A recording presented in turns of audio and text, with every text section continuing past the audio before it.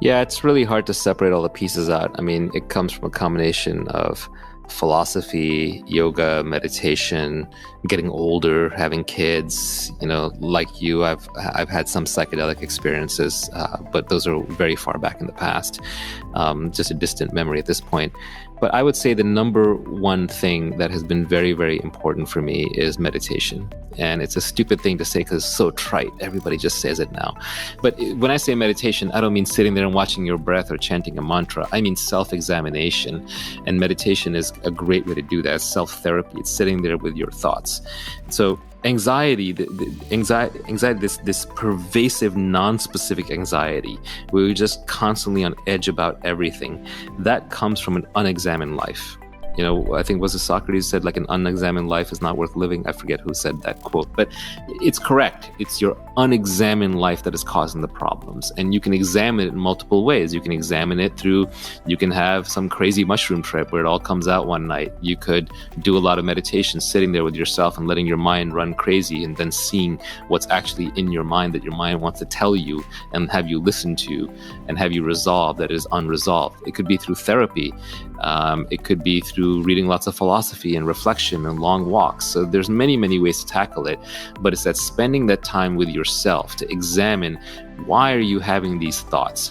Think about it this way. We spend so much time in our relationships with our wives, our relationship with our colleagues, our relationship with our business partners, our relationship with our friends.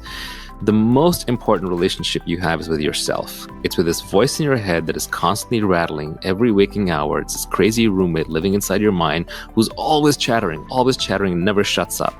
And you can't control these thoughts. They just come up out of, you don't even know where. That quality of your thoughts, those conversations you're having in your head all the time, that is your world. That is the world you live in. That's the worldview you have. That's the lenses you see through. And that's going to determine the quality of your life more than anything else. And if you want to see what the quality of your life actually is, put down the drink, put down the computer, put down the smartphone, put down the book, put down the headphones. Just sit by yourself doing nothing. And then you will know what the quality of your life actually is, because that's what you're always running away from. That's why people, when they try to meditate, they sit down like, I hate it. I can't sit still. Why?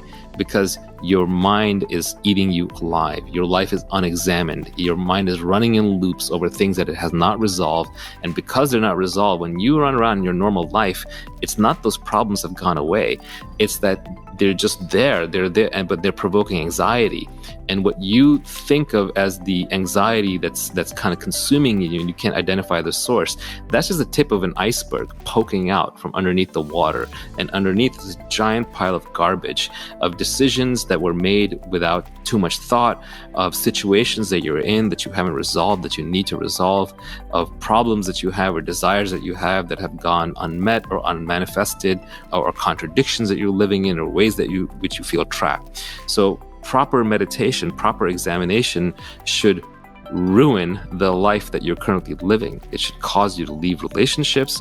It should cause you to reestablish boundaries with family members and with colleagues. It should cause you to quit your job. It should cause you to change your eating patterns.